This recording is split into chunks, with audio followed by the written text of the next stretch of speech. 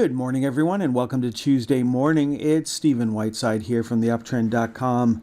In the pre-market this morning, things are fairly quiet right now. We do have NASDAQ futures trading up in the pre-market, and I see there's a bid into both Apple and NVIDIA this morning. Retail sales numbers come out at 8:30, and then industrial production at 9:15. Now, in this presentation, we'll start off looking at the U.S. market. We'll follow that with a look at the Canadian market and then finish off looking at commodity prices. Now, the U.S. market's going to be closed tomorrow, right in the middle of the week, so I'm not sure how many people can extend that into a long weekend, but I'm sure some people are going to scoot away this afternoon before the market closes. Now, the VIX has been in the channel for the past couple of days. That, of course, is neutral. Close on Tuesday above 1334 would give us a new buy signal. That would be bearish for stocks. Now, it's hard to be bearish on the stock market right now when you see the Magnificent Seven continue to move higher. And so far, the ETF is up over 36% year to date. Compare that to the S&P 500, which is only up 15% year to date. And you can see how much of an impact the Magnificent Seven stocks have on the major market.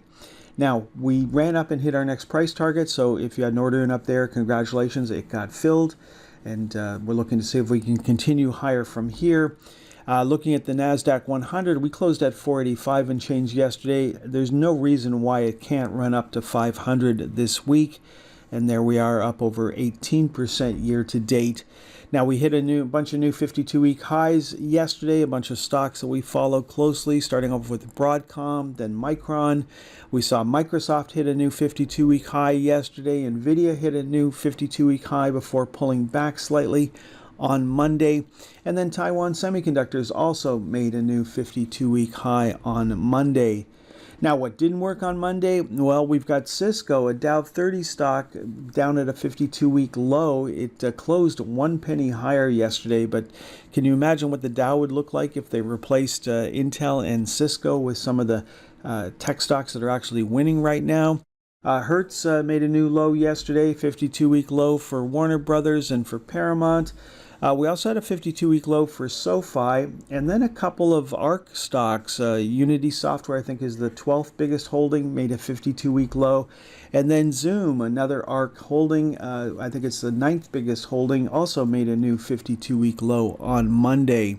Now, Tesla, people were talking about it yesterday. It was up over 5%, and where did it land? Well, our area of resistance is 187.50. It closed at 187.44. So we're still looking for a close above that level.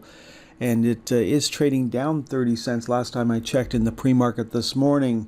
Now, moving on to Canadian stocks, nothing pretty here. New low for the TSX. The TSX 60 trying to hold the previous day's low. Then the new low for mid-caps, small caps, and micro-cap stocks.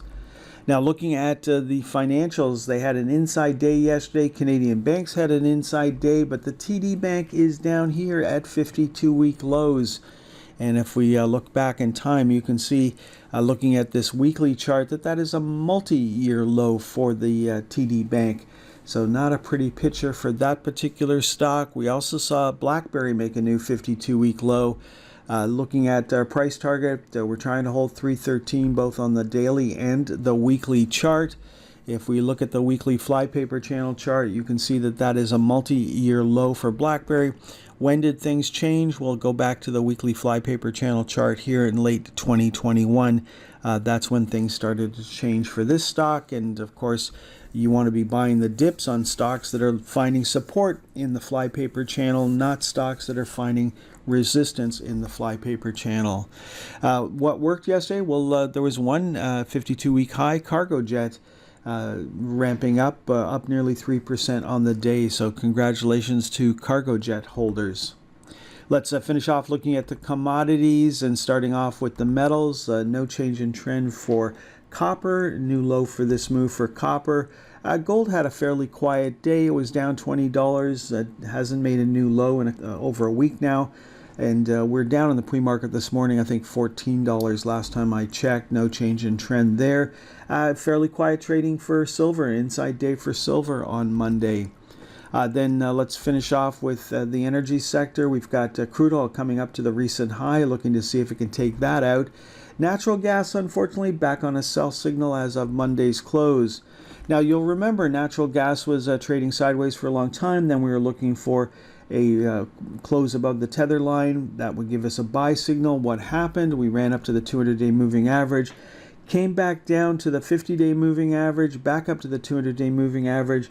Right now, we're holding the 100-day moving average and looking to see if we can hold that uptrend line. If we can hold that uptrend line, that would keep us in the flypaper channel, and that would still be bullish for natural gas, even though we're on a sell signal at the moment. Sometimes it's not just how high a stock goes, it's also how low it goes on the way back down. So let's see if we can put in a higher low here for natural gas. Okay, folks, that's all for this morning's presentation. Looking for a fairly quiet day on Tuesday as the U.S. markets are closed on Wednesday. I'll be back on Wednesday morning to take a closer look at the Canadian stock market. Enjoy the rest of your day, and we'll talk to you again soon. Thank you for watching today's presentation. If you found this video useful, please consider hitting the like button, sharing it, and subscribing to our channel to ensure you never miss a video. We look forward to having you join us for our next daily market update.